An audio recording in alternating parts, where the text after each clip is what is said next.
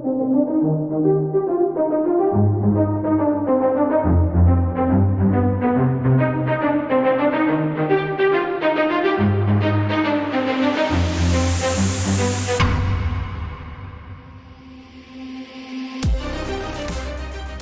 les amis, c'est Claudem. Eh ben non, l'émission n'est pas finie, le conteneur ne s'arrête pas comme ça. On a prévu un petit bonus et ce bonus pour moi il est super important parce qu'en fait, en parlant du 15 août, le Corso Fleury, je pense qu'il est important de savoir ses origines, de quoi il part et pourquoi tous les ans il est célébré comme ça. Donc, on est invité par Yves Dauge à voir l'exposition qu'il a fait au Carrefour du Lin, à Doudeville toujours, pour un petit tour de son exposition. A tout de suite les amis. Et je vous dis tout de suite, regardez du Lin, nous y voilà. Voilà. Et c'est parti.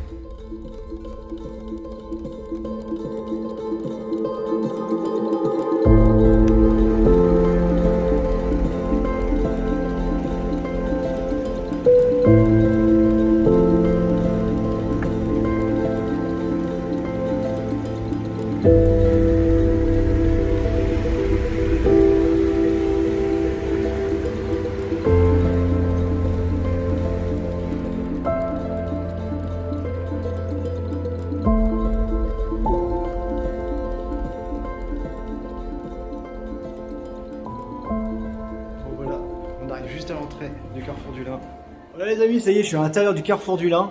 Donc on est prêt à faire un petit tour de l'exposition avec Yves Dauge, qui a la gentillesse de nous recevoir aujourd'hui. Et puis répondre à quelques questions que je me pose ou que même peut-être vous posez aussi.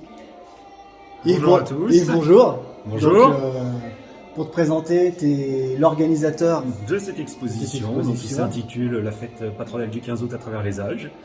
Donc, qui retrace un peu plus de 140 ans d'histoire de la 140 ans. Oui, de la fête patronale du 15 août de Doudeville. Donc ce qui est énorme, parce que 140 ans, je ne sais pas si vous vous rendez compte, c'est quand même quelque chose qui a passé des générations et qui va passer encore des époques, je pense que...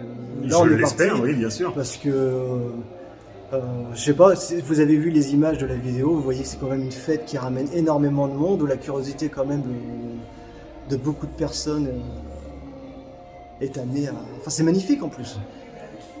Bah oui, non, mais c'est sûr. Est-ce que tu peux, donc 140 ans, et donc en fait on se pose tous la question, donc Corso Fleury, 15 août, est-ce que tu peux donner plus de détails sur les origines de cette fête, les raisons?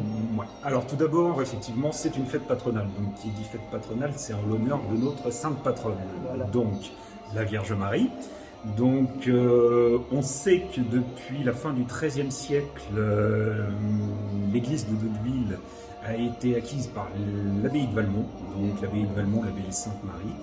Donc, et du coup, ils en ont profité pour donner le titre de Sainte-Marie également à Doudeville, donc, puisque l'église, aujourd'hui, c'est l'église Notre-Dame de l'Assomption. D'accord. Donc, voilà. Donc, on peut imaginer que depuis la fin du XIIIe siècle, donc quand même un peu plus de 700 ans, c'est énorme. C'est quand même... On peut imaginer que les Doudevillais se sont ingéniés de fêter leur sainte patronne de quelque manière que ce soit. Même si, depuis cette époque, on n'a aucune trace, bien évidemment. Il s'agirait effectivement d'une fête religieuse au départ. Et oui, comme beaucoup. Et effectivement, la fête, les réjouissances civiles, comme on les appelle, n'apparaissent a priori qu'au XIXe siècle. Même si, à ce niveau-là, effectivement, on n'a pas de date exacte. D'accord. Et donc le 15 août, c'est une date précise quand même.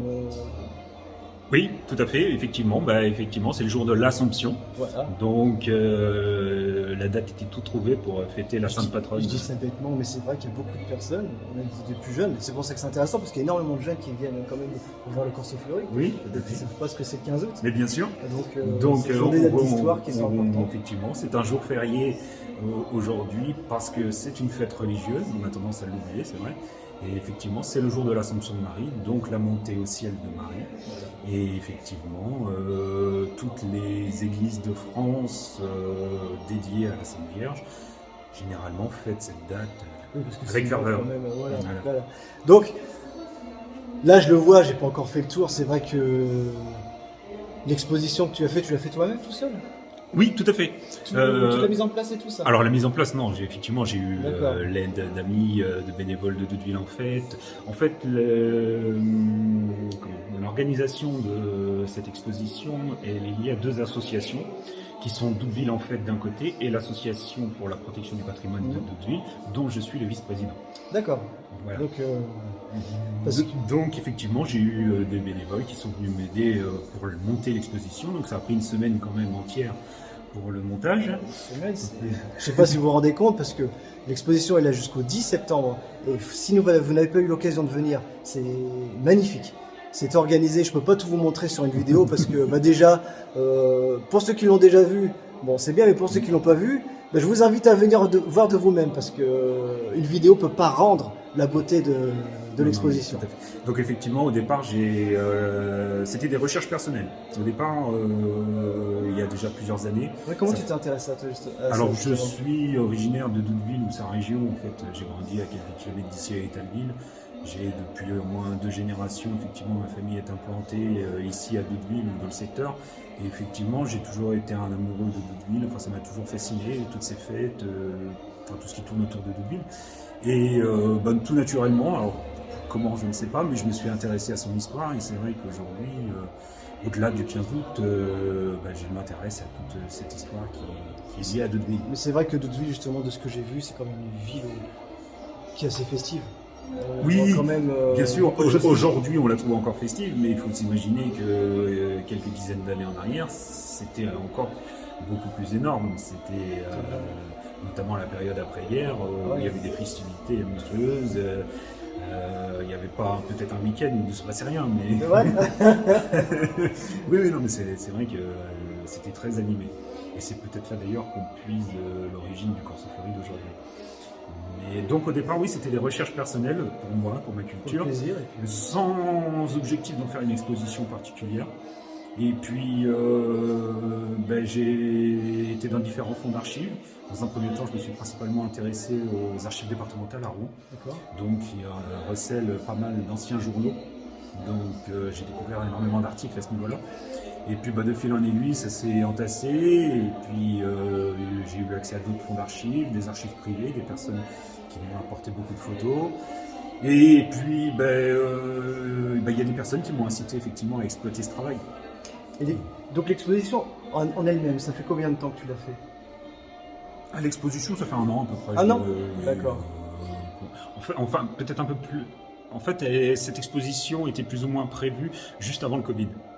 On avait prévu éventuellement d'en faire une en 2020. Et puis effectivement, il s'est passé ce qui s'est passé. Oui, et du coup, ça a été retardé. Mais sans réellement avoir fait un travail à ce moment-là. On avait éventuellement fixé une date pour 2021, mais c'était encore trop court. Et puis 2022 est vite arrivé, les libertés retrouvées, ça nous a permis de lancer et de caler des dates. Et oui, en gros, ça fait 1 an à peu près qu'on travaille sur le montage de cette exposition. Et donc l'exposition, je rappelle, elle est énorme, elle est vraiment magnifique. Je pense qu'il y a sûrement des points forts à cette exposition qu'on pourrait peut-être mettre en valeur. Bien sûr, il y a sûrement des dates marquantes. Il y a des dates marquantes. Donc on commence l'exposition en 1880. Non pas que ce soit le début de la fête patronale du 15 août, enfin au niveau de civil à Doudeville, mais parce que c'est tout simplement la plus ancienne archive que j'ai pu retrouver. D'accord. Donc en l'occurrence un article de presse qui date de cette époque, avec quelques documents également de cette période qu'on retrouve dans les archives de la ville. 1889, on retrouve la première cavalcade, ce qui semble être en tout cas la première cavalcade, donc cavalcade historique, non pas liée. Au revoir. Sortez par là.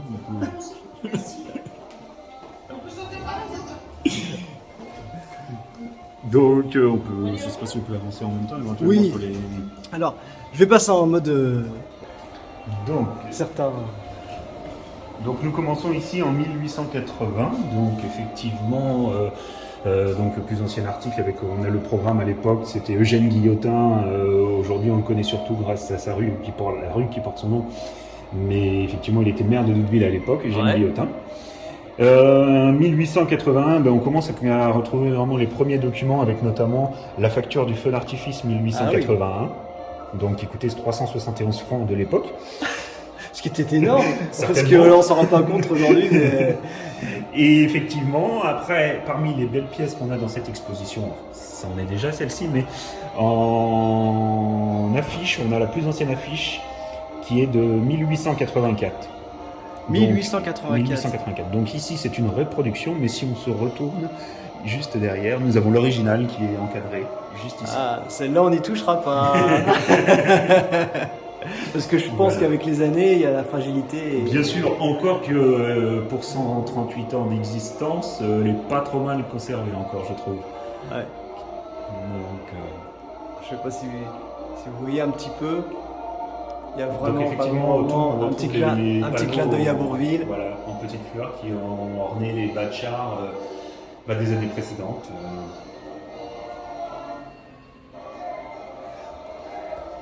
Alors si on continue, on va sauter un petit peu parce que là c'est assez redondant. On retrouve toujours dans les anciennes affiches 1889, donc ce que je disais, la grande cavalcade, donc qui est une cavalcade historique, la visite du roi Louis XIV au maréchal de Villars. Ah oui. Voilà. On retrouve déjà à ces époques-là le feu d'artifice, la retraite au flambeau.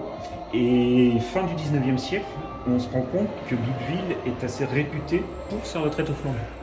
Assez bizarrement. Mais Doudeville est quand même avec le temps, et je t'avouerais que c'est dommage parce que bon, j'ai pas vécu loin. Et Doudeville, je m'étais jamais intéressé avant de vivre ici, et je suis vraiment surpris par ses racines, par cette volonté justement de beaucoup de personnes ici à faire vivre l'histoire. Ouais. Faire vivre l'histoire et puis faire vivre la commune parce que. Il a fallu des gens qui fassent vivre la commune pour qu'aujourd'hui on fasse vivre l'histoire. Bien sûr. Effectivement, Doudeville a été une ville très importante à une époque. Peut-être même, ça peut paraître prétentieux de dire ça, plus importante qu'Yvetot. Puisqu'on avait beaucoup de commerces qui s'installaient à Doudeville. On a même quelques exemples de commerces qui ont ouvert des succursales de Rouen à Doudeville et non pas à Yvetot comme on aurait pu le croire à l'époque. Doudeville était vraiment une place importante pour le commerce. Ah ouais, et puis je vois que ça continue et donc on va continuer, on va faire un petit tour. Voilà, donc là on avance. Bien sûr sur les points forts. Beaucoup d'articles. Bien sûr, puis on va pas tout montrer. 1898, on retrouve la plus ancienne apparition. Alors là c'est très flou, on le voit pas très bien, mais c'est la plus ancienne apparition qu'on connaisse des armoiries, le blason de Doudeville. Ah oui. Sur le programme donc, du 15 août 1898. Et en 1998, du coup, le thème du Corso Fleury sera Doudeville pour le centenaire de l'apparition des armoiries. Ça, je pense que c'est quelque chose qui va intéresser beaucoup de monde. On n'oublie pas mes armoiries, il y a toujours des personnes qui veulent faire revivre ça, justement. Oui.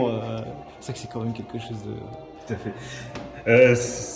1906, on saute, pareil, cavalcade historique, cavalcade Louis XV, mais la particularité, c'est les premiers visuels qu'on a de cette fête du 15 août. D'accord, en 1906. En 1906, donc sous forme de carte postale. C'est vrai qu'on en oublie, mais c'est une époque où on n'avait pas l'occasion de faire énormément de photos. Non, tout à fait. Pas comme maintenant, c'est vrai. Les photos qu'on faisait, on les éditait sous forme de carte postale et après on les vendait. Effectivement, les gens s'envoyaient beaucoup de courriers, donc ça permettait de faire voyager ces photos un peu à droite à gauche. Donc 1909, c'est une année faste pour Doudeville le 15 août. Donc là, bon, au-delà de tous ces arcs de triomphe qu'on érige à l'époque dans Doudeville pour fêter le 15 août, on organise à Doudeville un grand festival concours de musique. D'accord. Le premier ? Le premier, tout à fait. On se tourne vers la musique et c'est la première fois qu'il y a autant de sociétés extérieures à Doudeville présentes pour le 15 août.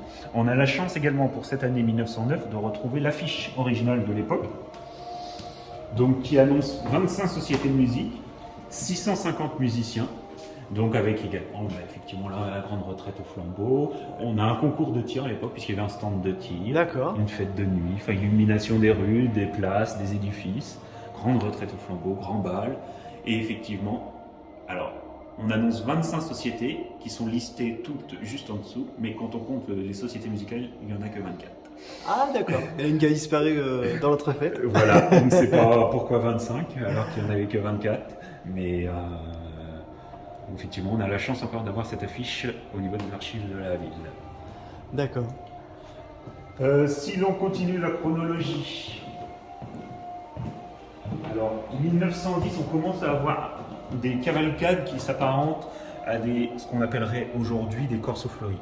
D'accord, Donc c'est on a là des un chars, petit peu qui prenaient forme. effectivement, des chars tirés par des chevaux. On retrouve divers éléments. On voit un aéroplane là, avec beaucoup de verdure, de végétation et quelques fleurs. Ça commence à apparaître un petit peu à cette époque-là. 1911, par contre, on revient sur un festival de gymnastique qui est organisé à Deauville. D'accord. À l'époque, il y avait beaucoup de sociétés de gymnastique. Il y avait un côté militaire, il y avait un côté sportif. Et en fait, il y avait beaucoup de sociétés de gymnastique, dont une à Deauville, qui s'appelait les Enfants de Deauville. Et effectivement, donc, cette année-là, on organise un festival de gymnastique. On peut se rendre compte notamment avant la Seconde Guerre mondiale, il n'y avait pas un programme identique forcément d'une année sur l'autre. D'accord, ils étaient un petit peu... C'était varié. Vous voyez, 1909, festival de musique, 1910, cavalcade fleurie, 1911, festival de gymnastique. En fait, on variait les programmes d'une année sur Comme l'autre. ça, d'une année à l'autre, les gens Voilà. avaient la surprise d'avoir... Il n'y avait pas de règles dans l'organisation des fêtes. C'était pas tous les ans un festival de musique. 1913, on a, entre guillemets, un festival d'aviation. Il y a un aviateur qui est présent à Deauville. Mais en fait, c'est un 15 août qu'on a eu du mal à organiser cette année-là. Il y a quelques jours du 15 août, on n'avait toujours pas de programme. Donc en fait, on fait venir un aviateur avec quelques animations autour. Tout en se disant, les fonds qu'on n'aura pas pu investir pour 1913, on les gardera, on les mettra de côté pour l'année suivante. Bien sûr. Le problème, c'est que l'année suivante, c'est 1914. Et oui, malheureusement, oui, c'est là que ça... Donc, première interruption des fêtes du 15 août à Deauville, de 1914 à 1918. Donc, il n'y aura pas de festivités, forcément. Tous les hommes sont partis sur le front et... c'est important de le rappeler. Ouais. Effectivement, pas de festivités. On peut imaginer qu'il y ait peut-être eu une célébration religieuse, éventuellement. Ça, on n'en a aucune trace, mais effectivement, pas de réjouissance civile. Je pense que de toute façon, c'est une époque où, malheureusement, même s'il y avait eu trace, oui. il y a de grandes chances que Bien ça sûr. a dû être... Mais malgré tout, 11 novembre 1918, donc armistice, dès 1919, Deauville retrouve sa fête patronale avec un programme vraiment, comment dire, un programme vraiment léger. Hein, c'est vraiment, on repart sur quelque chose. Voilà, on redémarre sur quelque chose. Voilà, donc on a des jeux, la société musicale qui donne un concert, voilà. Et donc on enchaîne ensuite avec 1920, 1921. 1921, on retrouve également ce qui pourrait s'apparenter à un corso fleurier aujourd'hui, avec un grand cortège. Et à partir de 1920 et 1921, on sent que les festivités vont progressivement en montant. Et finalement, la période d'entre-deux-guerres, donc jusqu'à 1939, ça restera une période faste pour le 15 août à Deauville, avec des fêtes toutes plus somptueuses les unes que les autres, des grands festivals de musique, des grands festivals de gymnastique, des années avec des cavalcades fleuries, des spectacles à profusion, enfin tout un programme. Ça peut s'expliquer aussi après-guerre, où les gens justement ont envie de... sont battants en fait. Donc, oui, effectivement. Donc jusqu'ici, donc 1924 est une date importante, non pas par rapport au programme, mais par rapport au comité d'organisation. En 1924 est créé ce qu'on appelle le comité commercial des fêtes. C'est le comité qui prendra en charge l'organisation de la fête du 15 août. Et ce comité commercial des fêtes durera jusqu'en 1975. Ah oui, ça peut être un petit... Il aura été mis en sommeil pendant la Seconde Guerre mondiale, mais effectivement, c'est un comité qui aura une durée plus de 50 ans d'existence, donc c'est quand même un comité important. Oui, c'est important de le souligner, c'est vrai. Donc là, on arrive bien sûr dans les années 30. Là, dans les années 30, donc c'est là où malheureusement, on retrouve des cavalcades encore fleuries, donc effectivement, on a toujours les chevaux pour tirer les chars. On commence à avoir vers 1934 des chars autotractés. On a l'apparition de l'automobile également. Oui, ça c'est vrai que ça a dû être un chamboulement aussi dans plein de choses. Donc on a déjà, effectivement, le 2 octobre 1921 est inauguré à Deauville le monument aux morts. À partir de cette date, effectivement, au moment du 15 août, on retrouvera nombre de cérémonies au monument aux morts donc pour marquer le 15 août, et c'est encore une manifestation qu'on connaît encore aujourd'hui.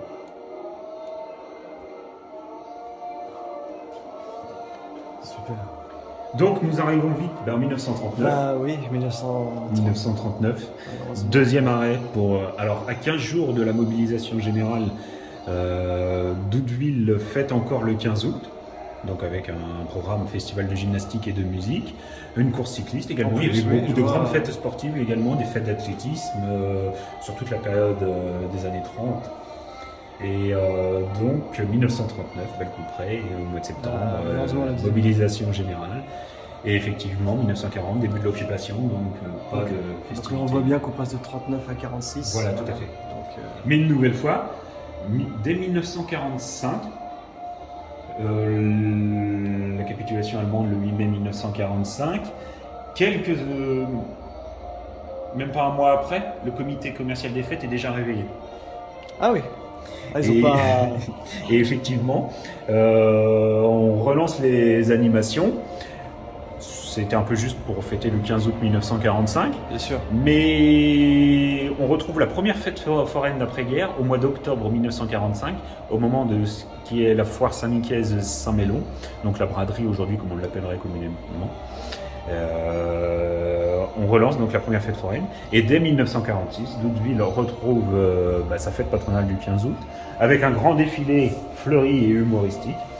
Donc on retrouve, on a la chance d'avoir deux photos, là, un grand char tiré par des chevaux et un petit élément.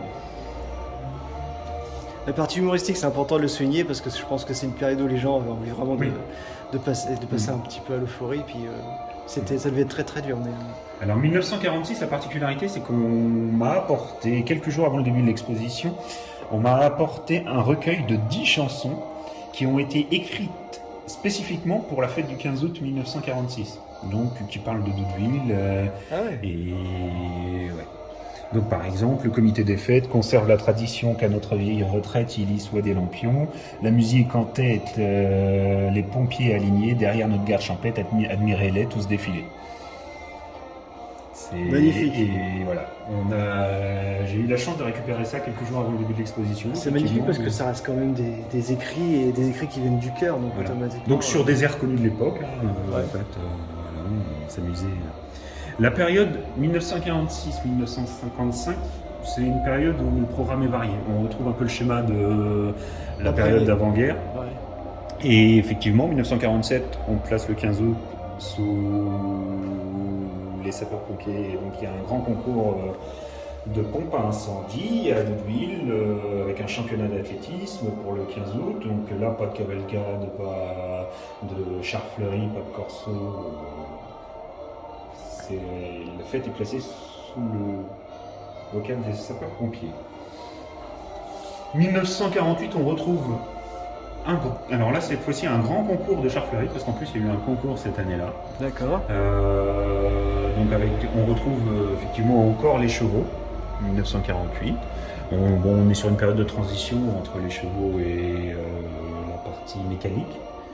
Et effectivement, 1949-1950, c'est une période un peu moins importante. Les programmes, bon, sont pas forcément les plus riches, mais ça a le mérite d'exister. Ensuite, nous partons.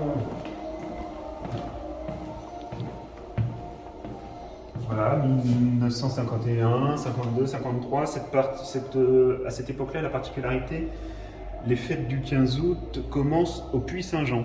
D'accord.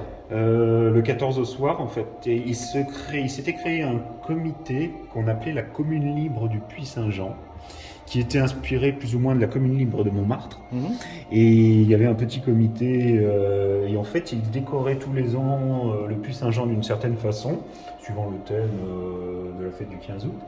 Et le 14 août au soir, l'inauguration des fêtes du 15 août se faisait au Puy-Saint-Jean. D'accord. 1953, on organise on organise une grande course cycliste. Oui, c'est ça, on organise une course cycliste à Doudeville. La particularité, c'est que le vainqueur de cette course cycliste est assez connu, puisqu'il s'agit de Jacques Anquetil. Ah oui, Jacques Anquetil, oui. Qui a remporté par la suite 5 Tours de France. Et effectivement, il avait remporté la course du 15 août 1953 à Doudeville. D'accord. Des grands noms déjà. Voilà. 1954, on commence pour la première fois dans toute l'histoire à voir apparaître le terme de corso fleuri. D'accord. C'est également une année où pour la première fois on se tourne vers l'étranger et où une fanfare belge sera présente à Doudeville.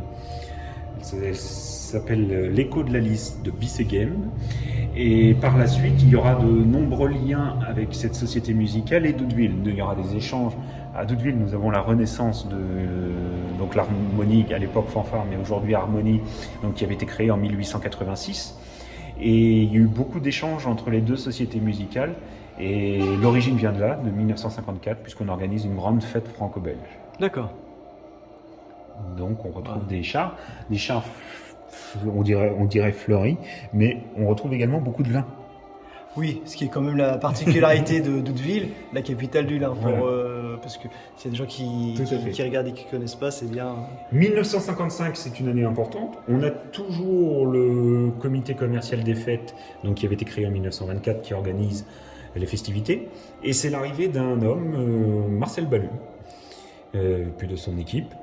Et en fait, 1955 sera considéré comme le premier corso fleuri. Même si le terme apparaît une année auparavant, le premier corso fleuri sera celui de 1955. D'accord. Avec pour la première fois à Doudeville et peut-être même dans les environs, parce que c'était pas courant à l'époque, c'est la venue des Gilles de Gemap, les Gilles de Belgique. Donc, encore une collaboration avec... Voilà, tourné encore une fois vers la Belgique. Et effectivement, ça laissera un grand souvenir aux Doudevillais, cette venue des Gilles, qui ont été mis à l'honneur cette année-là. Et à partir de là, 1956-1957, donc on avance, on voit le corso fleuri qui se développe, qui évolue. Avec quelques images, là on commence à avoir de la couleur sur les... Voilà, aussi on commence à voir apparaître la couleur. Effectivement. 1958 vient se greffer au programme déjà assez conséquent, un festival d'art lyrique. Ah. Donc avec la représentation d'opérettes, donc en l'occurrence en 1958 c'est les Cloches de Corneville avec 200 artistes, donc qui étaient présentés donc dans le parc de l'ancienne école ménagère qui aujourd'hui correspond en fait aux immeubles du Vert-Galant. Okay. Et il y avait de grands spectacles pour les fêtes du 15 août qui ont duré jusqu'en 1961 où on retrouve encore une nouvelle fois les Cloches de Corneville et Véronique, tout en ayant à côté le corso fleuri, toujours qui est resté fidèle, jusqu'à aujourd'hui. À partir de 1955, tous les ans on retrouve ce corso fleuri, ce qui n'était pas forcément le cas avant. 1962, donc on a énormément de balles à cette époque, donc animé par divers orchestres. 1962, c'est le grand Aimable qui vient en personne animer le bal du 15 août, donc cette année-là. Donc c'est toujours une évolution même. Voilà. On le retrouvera également en 1963, parce qu'à cette époque, non seulement les artistes venaient animer le bal, mais également pendant le corso fleuri, on les faisait défiler sur un char. Ce qui fait qu'on retrouve notamment Aimable ici, défilant sur le char qui lui avait été alloué.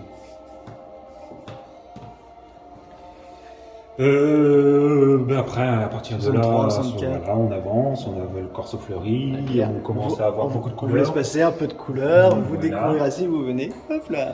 Effectivement, sur cette période-là, qui est effectivement... c'est à peu près le même schéma tous les ans. On peut notamment voir sur certaines photos assez impressionnante la foule qui, même si aujourd'hui effectivement on a beaucoup de monde au 15 août à Doudeville, c'est sans commune mesure avec ce qu'il y avait à cette époque-là. C'est ce qu'on m'a dit, oui, qu'il y avait énormément de monde. Tout à fait. Après, la vie était différente, mais... Voilà, tout à fait. Je pense que les attractions... Si vous voyez, il y a énormément... Les rues sont noires de monde, c'est... On annonce plus de 15 000 personnes, on annonce 25 000. On a même une année dans un article de presse, après ça reste un article, il n'y a aucun décompte officiel. Hein. Bien sûr. Dans un article, on retrouve 40 000 points d'interrogation, 50 000 points d'interrogation, peut-être plus points d'interrogation. C'est même à se demander comment ils peuvent circuler dans la ville parce que... Mais bien sûr, mais effectivement on le voit, hein, c'est assez restreint. Et effectivement on a la photo là en 1967 où c'est la route de Rouen, enfin comme on l'appelle communément, donc devant l'église, où la route est noire de monde de haut jusqu'en bas. Si vous voyez, on peut le dire, c'est vraiment, vraiment énormément de monde.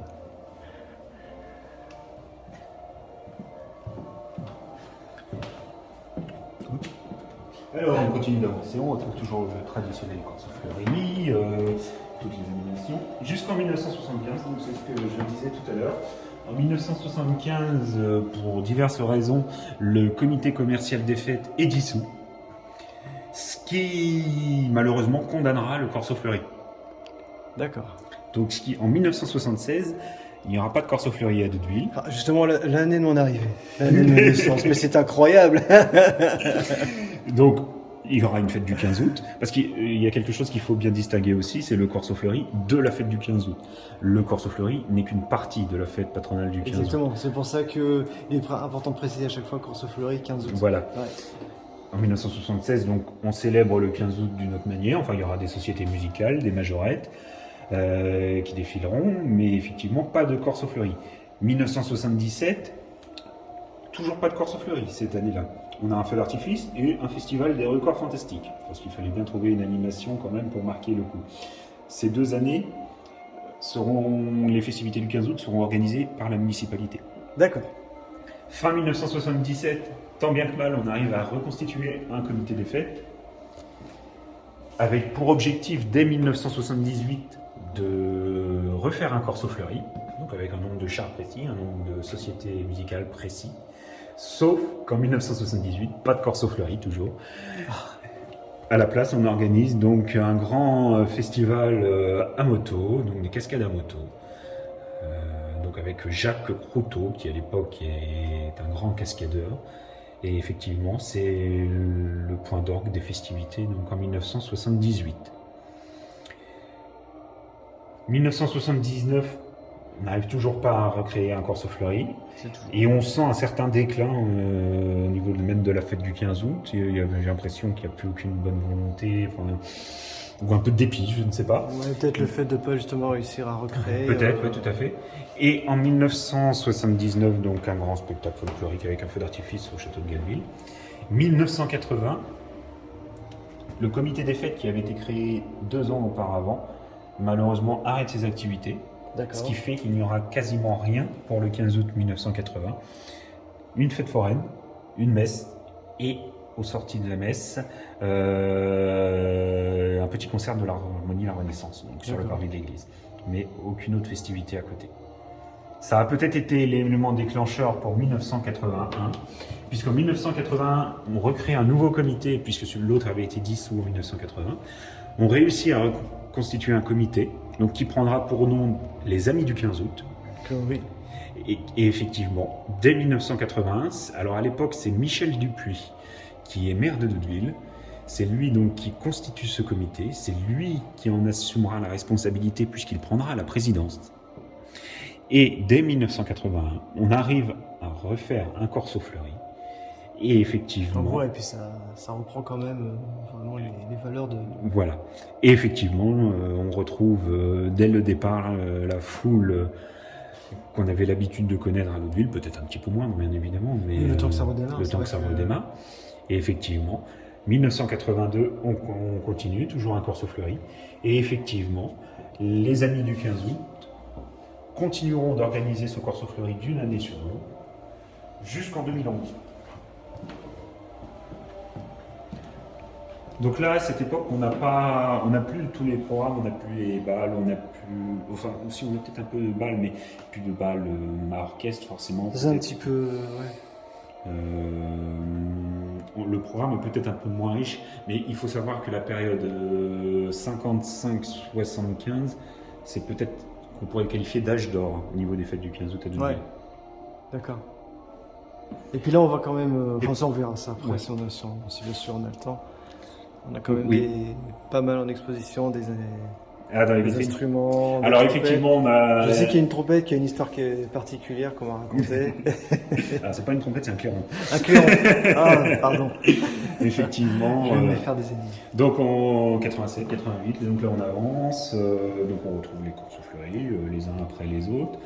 Donc après on continue par là.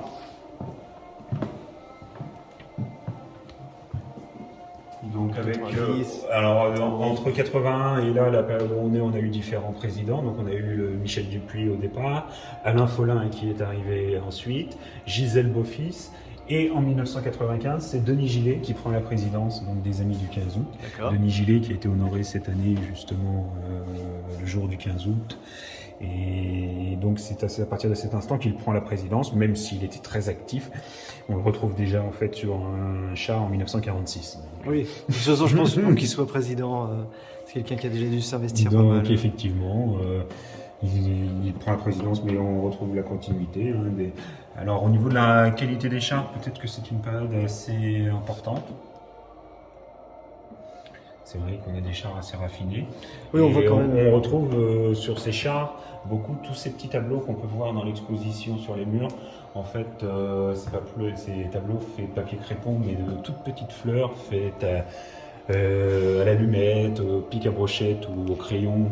Oui, justement, si on s'attarde là-dessus, on peut voir qu'il y a énormément d'heures quand même à faire des tableaux comme ça. Je pense qu'il y a vraiment des passionnés qui Bien sûr, s'investissent oui. pour la ville.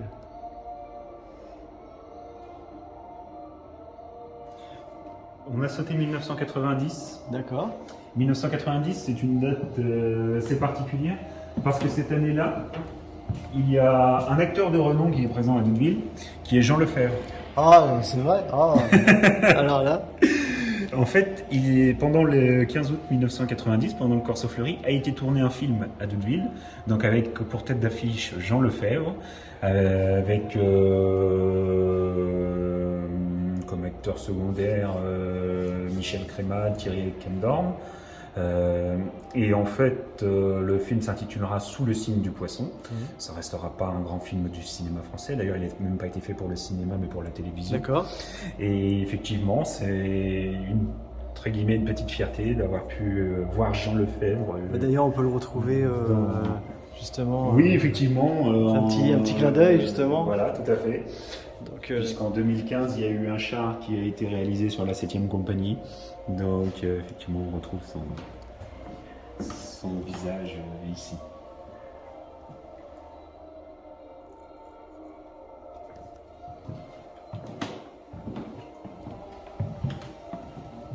En 2000, Corso Fleury de l'an 2000, le thème choisi sera Bourville. C'est l'année des 30 ans de sa disparition. Et effectivement, rendre hommage à Bourville, à Doudeville. Bien sûr, parce que c'est un personnage pas important. anodin. Ici. C'est un personnage important, originaire d'ici, de Doudeville et de son canton. Mais enfin, il est né à Protovicmar, il a grandi donc à Bourville, à quelques kilomètres d'ici. Et il était tout naturel de rendre hommage à Bourville, donc l'année de ses 30 ans de disparition.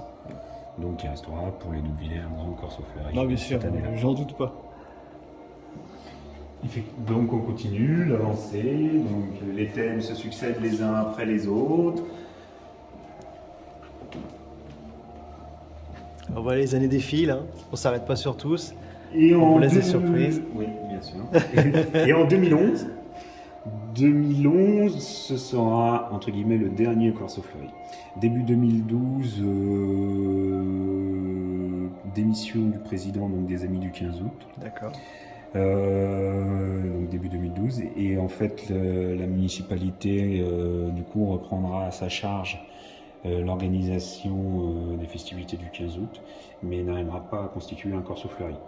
Donc c'est pour ça qu'en 2012 on organise à la place une parade de rue. Ah d'accord, ça a changé de nom et... Il n'y a pas de Corso Fleury, pas de char fleuri, c'était juste des troupes de rue qui sont présentes, et ironie de l'histoire, il pleuvra cette année-là. Ah, comme quoi. Ceux qui n'arrivent pas souvent à Doudeville. Oui, parce que justement je dirais pas le nom parce qu'on est sur la vidéo, on m'a dit que le 15 août il ne pleuvait jamais. Jamais, c'est pas lors vrai. lors du Corso Fleury. Ouais, voilà. Il m'a menti. On a souvent, en fait, oui, il y a quand même un certain mystère au niveau de la météo.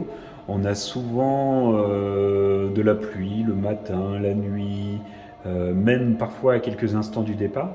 Mais on n'a jamais dû annuler un Corso Fleury à cause du mauvais temps. Mais ça c'est magnifique même, on dirait que c'est béni même. On en fait l'interprétation qu'on en veut. Voilà, exactement. Effectivement, on a vu des années où tout autour de Doudeville, les villages environnants, il pleuvait, et à Doudeville, il ne pleuvait pas. Un microclimat. Peut-être. Qui sait. Dès 2013, donc, la municipalité, toujours en charge de l'organisation des festivités, réussit à relancer un Corso Fleury avec, à l'époque, Catcha, mais il a le mérite d'exister. Et effectivement, on est sur une nouvelle période de redémarrage, effectivement, en 2013. On va basculer en 2014. En 2014, toujours changement de municipalité, mais toujours le Corso Fleury organisé par la municipalité. Donc avec le Catcha également à cette époque-là, donc le démarrage est compliqué, mais effectivement, oui, c'est fin 2014. D'accord. Fin 2014, en fait, on réveille les Amis du 15 août, l'association qui avait été mise en sommeil, qui avait été créée en 1981. Et donc on réveille les Amis du 15 août et l'association en profitera pour changer son nom. Voilà, qui deviendra Donc Doudeville en fait, voilà. à la place des Amis du 15 août. Dès 2015, donc c'est le premier président, c'est Dominique Fatras, qui donc reprend l'organisation des festivités. Et on retrouve à nouveau le Corso Fleury en 2015. Et donc là ça reprend sa belle... Donc là, on reprend effectivement, on doit avoir 6 chars cette année-là. Enfin, on retrouve un Corso Fleury qu'on avait un peu l'habitude de connaître avant l'arrêt de 2012. Et là, donc, on passe en 2016. 2016. Toujours le Corso Fleury, programme particulier, programme classique. On continue en 2007, 2018, 2019. Donc on retrouve le fameux Corso Fleury tel qu'on le connaît. Et nous basculons en 2020. Voilà, là on s'approche. Patatras. Et voilà, tout le monde à l'arrêt. Tout le monde à l'arrêt. Cette fois-ci, ce n'est pas que Doudeville ou son Corso Fleury, c'est tout le monde. C'est tout le monde, c'était quand même. Pas de Corso Fleury, mais on le sait donc à cause du Covid. Malgré tout, on peut le voir. Pas de Corso Fleury, mais les Doudevillais s'ingénuent quand même à marquer la date du 15 août, parce qu'il y a quand même eu des animations, notamment avec la Renaissance à l'époque. Il y a toujours eu cette messe, on retrouve cette cérémonie au monument aux morts, il y a un petit concert donc de la Renaissance, toujours présente, avec une exposition également de Doudeville en fait dans les rues, avec des panneaux dans les rues. Et 2021, c'est le même schéma. Et puis on arrive en 2022. 2022, un peu plus récent, un peu plus présent dans les mémoires, effectivement, où on repart sur un nouveau Corso Fleury, et avec un succès, je pense, au niveau du public et au niveau de la réalisation des chars. Donc, voilà. Un petit peu sur les vitrines. Bah oui, je te suis. Alors, particularité, à Doudeville, on a une société musicale, donc la Renaissance, G10 Fanfare, aujourd'hui Harmonie, qui a été créée en 1886. On retrouve d'ailleurs sur les murs les 2 bannières qu'elle possède. Donc la bannière originale de 1886, qui est tout à gauche là-bas, avec toutes les médailles qu'elle a pu engranger dans les différents concours auxquels elle a participé. Et celle-ci plus récente, qui a été refaite en 1953. Ce que l'on oublie, ou même que l'on ne sait pas, c'est qu'entre entre 1905 et 1939, à Doudeville, il y avait une deuxième société musicale qui s'appelait la Fraternelle de Doudeville. D'accord. Et on a la chance, parmi les belles pièces de cette exposition, d'avoir encore, par l'intermédiaire d'un collectionneur privé, on a pu exposer la bannière de cette société musicale, donc qui s'appelait la Fraternelle. Ah oui, un beau drapeau quand même. Hein, c'est...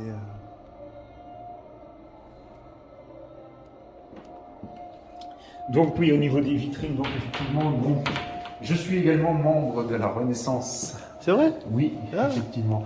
Alors, je ne suis pas musicien, je suis membre, je suis membre administrateur et je fais beaucoup de choses, site internet, photos, vidéos, logistique. C'est très important, l'association, ça. Je pense que toutes les personnes qui sont dans des associations savent Et effectivement, donc j'ai la chance que du coup la Renaissance ait pu me prêter des instruments qu'il possède et on retrouve divers instruments.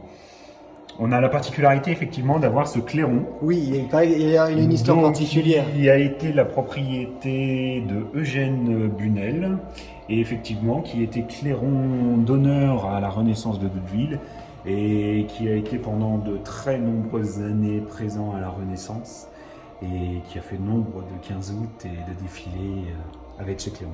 Il paraît que même seul il jouait, c'est ça? Oui, bien ce sûr. qu'on m'a raconté, oui, c'est pour ça, c'est quand même anecdotique. Oui, tout à fait. Effectivement, les membres de sa famille sauraient mieux raconter que moi son histoire. C'est pour ça qu'on me l'a raconté, donc c'est pour ça que... Effectivement, disons que c'est une fête le 15 août et que ça s'arrose. allons-y. Oh bah c'est passé, bon bah... Donc effectivement, on retrouve d'anciennes partitions également, des anciens articles de journaux. En fait, tout ce qui est documents originaux ont été mis à l'abri sous les vitrines. Les documents, notamment du 19e siècle, qu'on retrouve, les vieilles factures de feux d'artifice, les vieilles factures de manière générale, sont exposés ici, les originales, dans les vitrines. Ah oui. On les retrouve ici, effectivement, donc avec les programmes notamment des années 50-60, les petits programmes qui étaient vendus, divers objets, non, je vais pas y arriver, enfin, différents objets, voilà, c'est bien. Voilà. Différents objets donc, qui ont un rapport de près ou de loin avec le 15 août. Effectivement, Attilio Magenzani qui est venu animer de nombreux bals à Doudeville. Voilà. Alors on a la chance d'avoir encore la tête de David Douillet. C'était pas flagrant. Alors j'avoue que j'avais pas reconnu. Je te le cache pas. En début des années, ça doit être en 2002, effectivement le Corso Fleury avait pour thème donc les célébrités normandes et effectivement il y a eu un char consacré à David Douillet. À l'époque, il était en plein pied, il avait toute sa statue. Aujourd'hui, il ne nous reste que la tête. C'est vrai. Qu'a-t-on fait du reste? Mais effectivement, voilà un petit clin d'œil. Et puis après, bon, c'est normal, c'est quand même quelqu'un de la région, donc. Voilà, tout à fait. Et puis bon, bah, il a quand même marqué son histoire aussi, hein. Oui, Ouais. c'est l'histoire de son sport, et effectivement. Donc voilà. Au niveau des vitrines, c'est tout à peu près le même schéma. On a également, je parlais de la fraternelle de Doudeville tout à l'heure, la deuxième société musicale donc, qui existait entre 1905 et 1939. J'ai aussi un monsieur qui m'a apporté gentiment une tenue. À l'époque, ils avaient ce qu'ils appelaient une cantinière. Donc c'était un peu pour le folklore. Et effectivement, il m'a rapporté, lui, il avait en sa possession cette veste de cantinière avec le petit tonneau, donc qui a appartenu donc à la fraternelle de Doudeville. D'accord. Et puis, ouais, c'est quand même une belle pièce. Hein. Oui, tout à fait, oui. Parce que c'est vrai qu'aujourd'hui, on ne se souvient pas, ou même beaucoup de gens ne savent pas que cette société musicale a existé. J'en avais pas entendu parler. Non, donc on est tous sur. C'est pour ça que. Alors il y en a même eu d'autres, hein. Il y en a eu des beaucoup plus éphémères. Il y a eu la fanfare du Boss Malter. Il y a eu l'avenir de Doudeville qui a eu une année d'existence à peu près. Donc c'était tous les jeunes de Doudeville qu'on avait regroupés avec des instruments plus ou moins fabriqués manuellement et des tenues identiques. Mais il y a eu la Société des trompes de chasse de Galville. Il y a eu la Société de pompiers avec également ses tambours et ses clairons.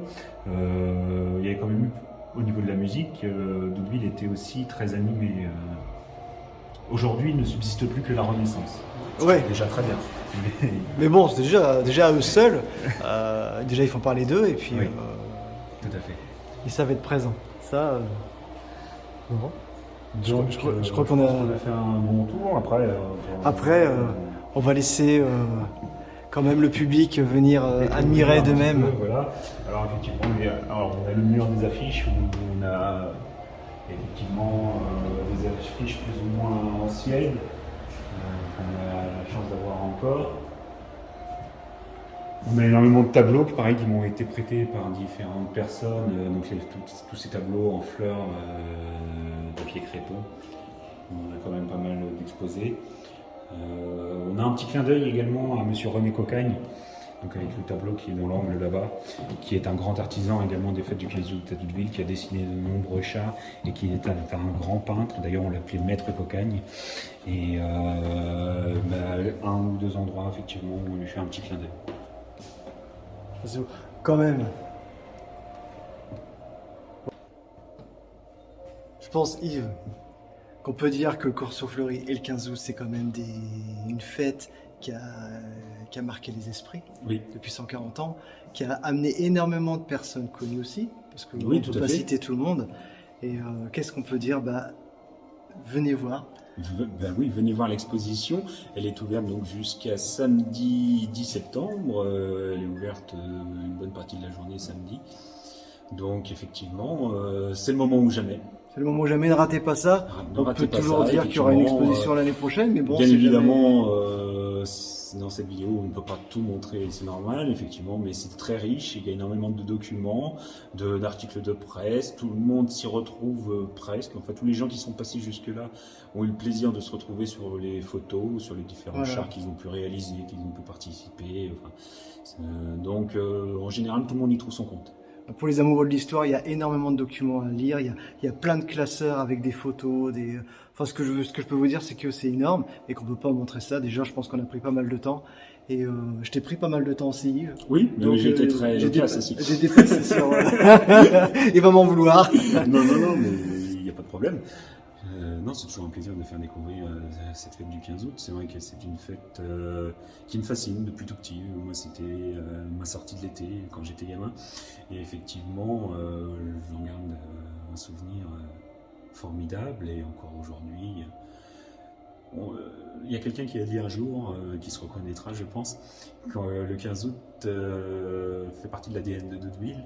Mais de l'ADN des gens, et je pense que c'est vrai, en fait c'est dans nos gènes, c'est vraiment ceux qui participent aujourd'hui le font depuis tout petit, ont été bercés là-dedans, et effectivement je pense que c'est plus qu'une passion, ça fait vraiment partie de nous. C'est une façon de vivre. Voilà. Bon c'est super. On peut espérer peut-être une future exposition. Alors l'exposition n'est pas une fin en soi, effectivement. Je suis quelqu'un qui aime être le plus complet possible, même si je le suis déjà aujourd'hui, je n'arrêterai pas là. Donc je continuerai ma recherche, notamment pour la période avant 1880, savoir ce qui s'est passé, pourquoi ça a commencé, si on peut avoir la réponse, il y a plein de questions qui restent en suspens. Oui. Donc effectivement, cette exposition, bien sûr, le 10 septembre, sera terminée, on démontera très certainement le lundi 12 et effectivement sera rangée dans les cartons. Malgré tout, on la garde de côté et il n'est pas impossible qu'on la ressorte un jour. Bien évidemment, on ne la fera pas tous les ans, bien sûr, mais... les gens se lasseraient peut-être. Oui, aussi, je pense qu'à partir d'un moment, ça serait un peu trop redondant. Mais effectivement, pourquoi pas essayer de compléter dans différents autres fonds d'archives et essayer de creuser sur des périodes un peu plus creuses aujourd'hui. Effectivement, il y a des périodes où on a moins d'éléments. J'ai même une année sur toute la période donc de 1880 à 2021. J'ai même une année où je n'ai rien du tout, 1883. Bien évidemment, on se pose des questions. Pourquoi ? Donc, on peut faire ça comme une sorte d'appel. Il y a encore des mystères. Il y a encore des mystères, voilà. Et bien sûr, tous les gens qui possèdent des documents, qui possèdent des archives, il n'y a pas de problème. Nous les récupérons. Quand je dis nous les récupérons, ça veut dire que nous les dupliquons. On ne les garde pas pour nous. Oui, bien sûr, parce que je pense que les gens sont attachés à ça. On les numérise. Déjà, des personnes m'ont apporté d'ailleurs des photos pendant l'exposition. Et donc, il n'y a pas de souci. On les numérise, on les copie, on fait tout ce qu'on peut. Et on vous les restitue sans aucun problème. Bon, un grand merci d'avance à toutes les personnes qui pourront rajouter des éléments à cette histoire. Et Yves, merci. Merci à toi. Je te remercie. Un grand merci. Moi, j'ai profité un bon moment, une heure quasiment, avec Yves. Et puis, j'ai découvert plein de choses que je ne connaissais pas. Et j'espère que vous le découvrirez aussi à votre tour. Surtout, n'hésitez pas, jusqu'au 10 septembre, au carrefour du Lin à Doudeville. Capitale du Lin, n'oubliez pas. Ouais. On vous invite à faire un tour ici. Franchement, venez pas pour 5 minutes parce qu'une fois sur place, la curiosité va prendre le dessus. Effectivement, oui, c'est ce que beaucoup de gens disent. Ouais. J'avais pas prévu assez de temps. On vous dit à très vite et puis merci de nous avoir suivis. Ciao, ciao. Ciao.